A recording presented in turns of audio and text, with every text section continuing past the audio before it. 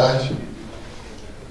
Então, primeiro agradecer a oportunidade, né, dada à UFES, que a gente está aqui.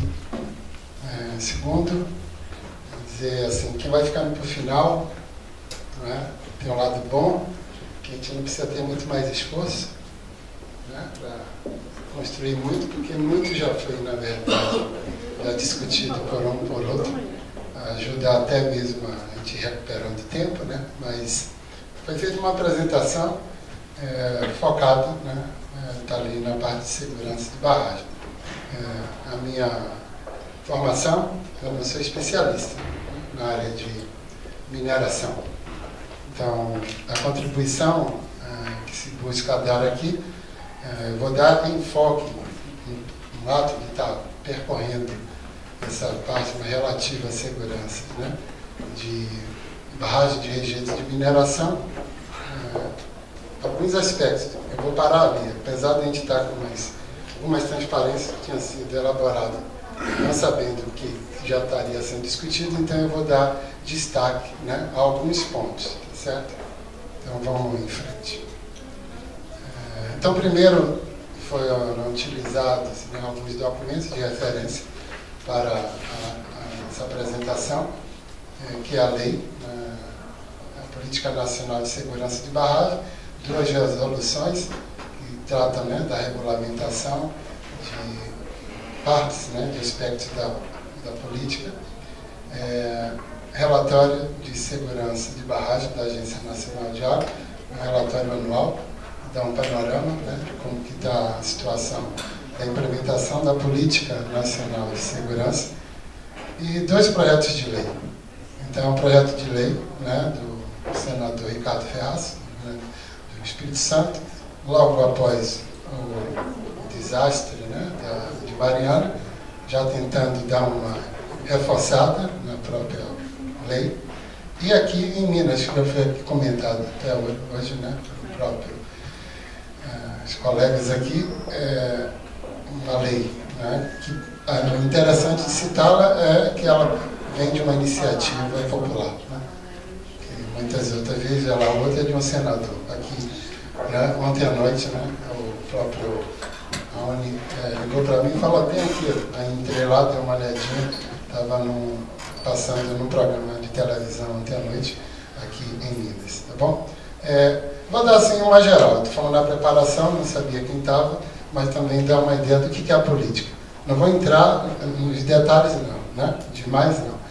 Mas antes, falando lá da lei federal, que define a política, né, a lei da Política Nacional de Segurança de Barragem, até antes do acidente de desastre, a sua implementação gradualmente vinha avançando, né, sem muita preocupação, não tinha algo que impulsionasse, como foi dito aqui, basta ter um desastre que aí a gente acelera. Então as coisas vinham avançando, mas parando de forma lenta, né? Isso a gente tem já o relatório anual que demonstra, as estatísticas vai mostrando em termos de cadastramento, né, os órgãos gestores estaduais dando sua contribuição para que possibilite o enxergar como é que está o país dentro do tempo, né? A lei enxuta, constituída de alguns capítulos, como outras políticas. Então, você tem disposições gerais, objetivos, fundamentos, instrumentos, competências. Então, você vai falar de uma forma assim geral, sem uma política, ok, que está ali com todos os seus elementos, mas é teórico, né? Está ali no papel. Né? Hoje aqui mesmo, vocês mesmos apontando muitas vezes, e você tem o desejo que está ali, e o outro é a prática, né? O mundo real aqui fora. Então, né? Eu faço alguns destaques sobre disposições gerais. Você tem uma passagem ali que fala, né? A lei é destinada não apenas, né, que é o caso do objeto aqui do seminário, barragem de rejeito, mas não é só para isso, né? É para barragens. De usos múltiplos, e é o que mais você tem, já foi falado aqui de resíduos industriais também, né? E vem ali, né, muita uma força, né, dentro da política nacional. O Sistema Nacional de Gerenciamento de Recursos Hídricos ele é forte, né, nessa condução da política. Você tem o Conselho Nacional, a Agência Nacional de Água, o Comitê de Bacia não estão colocados de forma explícita, mas quando você vê as competências, as responsabilidades da condução da política, está muito na mão, né, do Sistema Nacional de Gerenciamento de Recursos Hídricos. As inspeções, né, no que diz respeito muito a licenciamento ambiental, sim, você tem os órgãos gestores ambientais. Mas a lei está muito sobre a condução, né, do Sistema Nacional de Gerenciamento de Recursos Hídricos, que traz bacia hidrográfica. Né? Então, você está falando de sistema de segurança de barragem, mas veja, se você tem ali uma atuação forte do Sistema Nacional de Gerenciamento de Recursos Hídricos, hoje aqui o colega comentando, né, o fato só de você também estar podendo contaminar água subterrânea, então há uma preocupação, sim, né, do que diz respeito à bacia, aí não é só local, se está dentro de um sistema, você está falando de água também, você está falando de gestão de bacia, não apenas gestão local de sistema de barramentos, né, ok? E ali, essa relação desse sistema com os outros sistemas, seja de meio ambiente, seja outros também. Então, aqui hoje, como a gente está falando, o assunto é muito complexo, amplo, você requer mesmo gestão integrada, né, de territórios, gestão integrada ambiental e desenvolvimento de regiões, né? Então, se a gente dá esse tipo de enfoque, tem esse tipo de visão, certamente a regulação tudo se passa a ter uma visão outra, diferenciada do que a que a gente está vendo muito setorial, né? Se aplica algumas características, como já foi falado aqui, eu não vou então parar muito, mas o colega da FIA mesmo citou o exemplo que essa lei, para a sua aplicação, se tem algumas características de barragem para que ela seja, né, se faça valer. A altura de barragem, capacidade de reservatório, então não é para qualquer barramento. No que diz respeito aos objetivos, aqui a gente tem que garantir, né, a observância de padrões de segurança de barragem, regulamentar as ações de segurança, fomentar a cultura de segurança de barragens e gestão de risco. Hoje aqui foi tratado vários aspectos em relação a isso, dizendo a isso que a lei está lá, ela se preocupa. Uma coisa está ali, agora a outra é a prática, né? O exercício da prática. Alguns destaques ainda no que diz respeito a fundamentos da fiscalização. A população deve ser informada e estimulada a participar, direta ou indiretamente, das ações preventivas e emergenciais. De novo, e os mecanismos de cadê? A prática. Isso a gente falando, entendeu? Então a gente tem lei, tem política, talvez o que mais temos é isso, né, no Brasil mesmo. A gente tem muita lei, muita política, que até complica na hora de você operacionalizar. Então, né, assim, vai ter os instrumentos já, mas você tem que ter a regulamentação. Foi falado aqui, isso eu até coloquei hoje mesmo, sobre o minério, né? A gente tem a parte de água, né, a política, como eu falei.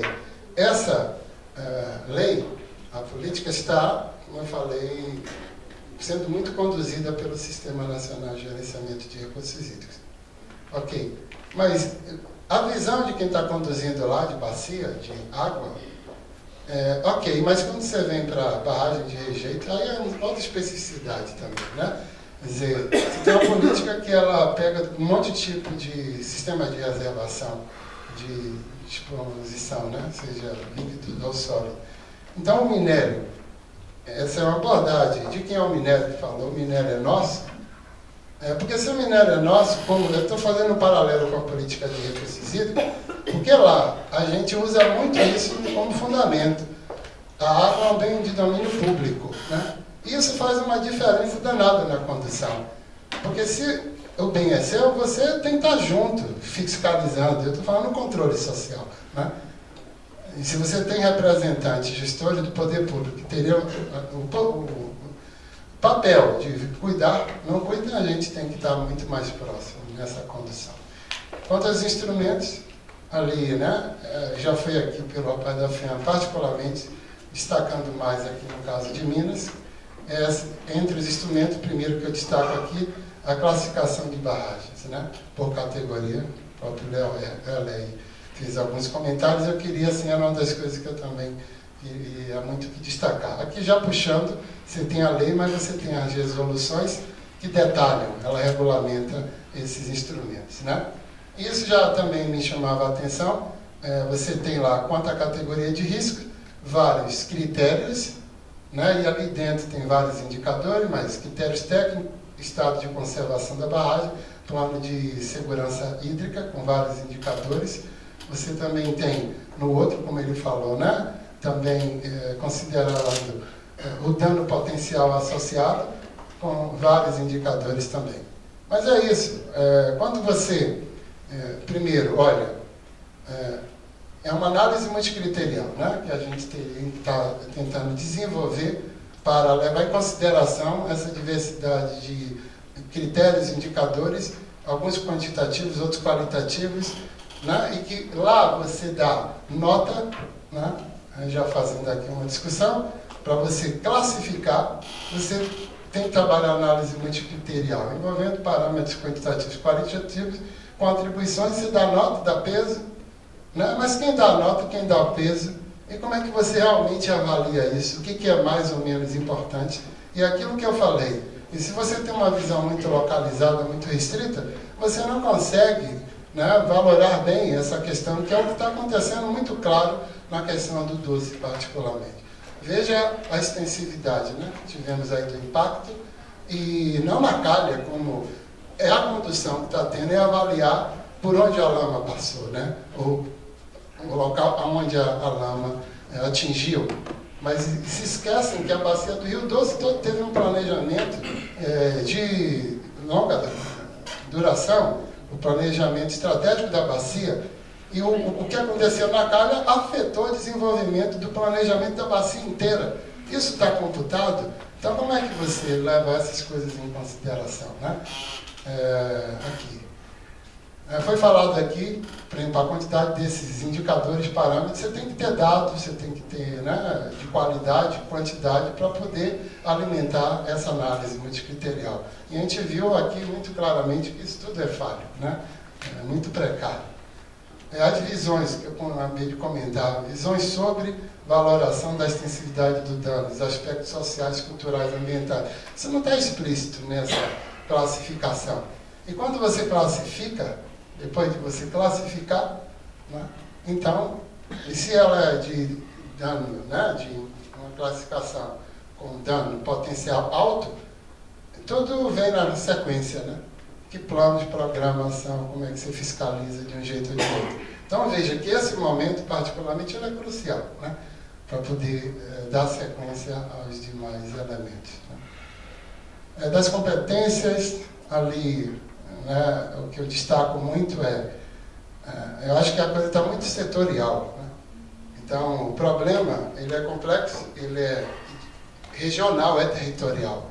E se você não traz os diversos setores, né, setores para trabalhar junto, para discutir o papel, né, desse setor, que é o setor da mineração, dentro de uma região, que tem a ver com o desenvolvimento de um lugar.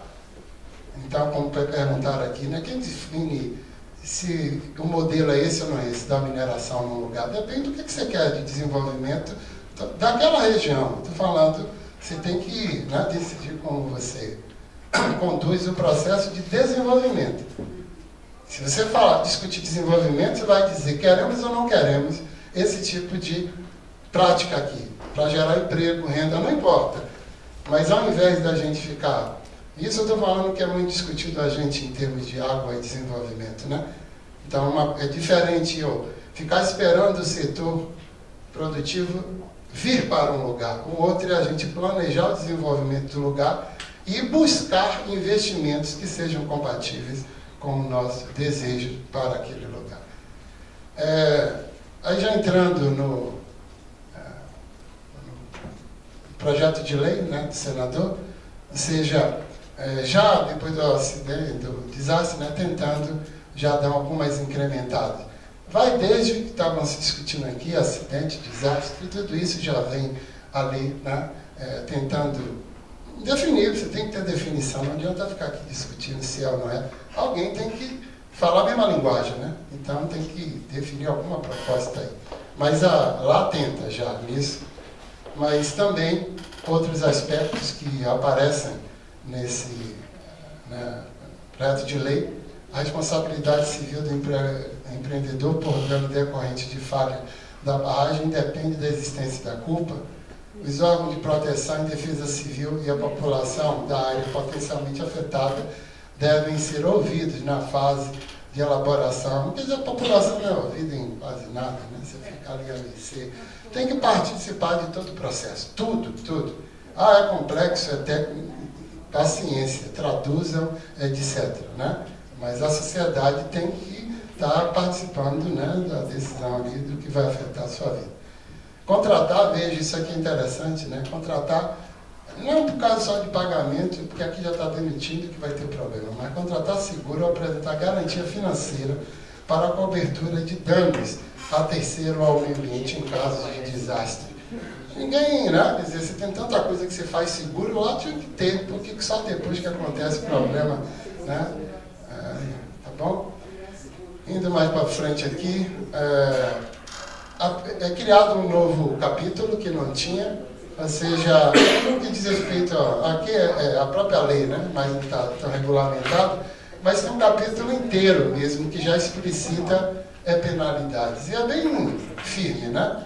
O que tem lá, mas deixar de dotar quando assim o exigir, é só um exemplo, deixar de dotar quando assim o exigir o órgão fiscalizador medida de recuperação, desativação da barragem, nos casos em que houver risco de acidente ou desastre, tem até pena lá de prisão, né? Pena, reclusão, tal, isso explícito, né, na lei. Né? Então, pode estar na lei, se isso vai conseguir transformar em coisa de fato, não sabemos. Para concluir, assim, essas reflexões, é que tem esse projeto de lei que eu acabei de falar aqui hoje, já foi comentado e eu estou ressaltando, o que está em tramitação aqui na Assembleia Legislativa, acho que está para entrar agora, né? Que eles fizeram aquela consulta pública, precisava, acho que só de 10 mil votos, eles conseguiram 50 mil. Então, mas estabelece normas de segurança para as barragens destinadas à disposição de rejeito de mineração. E é interessante porque a condução foi pela Associação Mineira de Ministério Público. Ou seja, alguém que está olhando, porque quando você olha lá as infrações que eu falei que tem ali na lei, na proposta de lei, é tudo para o empreendedor. Alguém que tem que estar de fora também para olhar o papel também do próprio, né, poder público, né? Mas está ali, né? Então, vale a pena dar uma olhada, não tem tempo de a gente mostrar. Mas quando você lê esse projeto de lei, ele está muito atento ao que aconteceu. Você vai lendo, você vai percebendo que tenta cobrir, né, com esse aprendizado que tivemos agora, essa proposta aí, tá bom? Então, só um minuto, posso? Para fechar. Eu queria, assim, já mesmo adaptado, falar só 2 pontinhos mesmo, assim, como elemento para discussão. Dada a minha experiência, assim, o nosso grupo tem trabalhado muito com água e desenvolvimento, né, de regiões. A Bacia do Rio Doce, a gente já trabalha há muitos anos, tem um grupo que a gente foi responsável, né, pela organização do Fórum das Águas,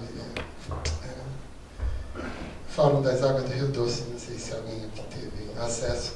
Nós fizemos 5 fóruns, era para 100 mil pessoas, 120 mil pessoas, tudo em parque, tudo gratuito. Ou seja, a gente viveu muito a bacia, né? E a gente trabalha desde, né, tomada de decisão nessa escala grande até local, né? Microbacia, com produtores tentando interligar isso tudo. Então, assim, o que eu fecharia mesmo dizendo vocês falam aqui 2 coisas, que é importantíssimo para que a gente saia da órbita do imaginário, né? Que é essa coisa de bancar, quer dizer, você tem o privado que tem capacidades operacionais, né, pesadas. Você tem lá o outro lado, o poder público, com todas essas restrições de pessoal, etc. Eu acho que tem que ter saída Na minha opinião, não sei aí quem é da área jurídica, para mim o poder privado ou o empreendedor, seja lá quem for, teria que bancar. Tem que ter dinheiro mesmo, sem problema nenhum, não é? Bancar equipes técnicas para cuidar, né, dos processos de licenciamento, conduzido pelo poder público. O privado pagar. Entendeu? Por que não? Tem que arrumar um jeito. É desbalanceado. E se não conseguir isso, a gente vai ficar aqui, ó, conversando e volta depois, daqui a um ano a gente vai ter outro desse. Né? Então tem que ser realmente realista. Né? Tem que fazer frente à capacidade deles. E se não fizer, a gente vai ficar aqui que nem um grãozinho de areia nesse oceano. Tá certo? Então, vou finalizar por aqui.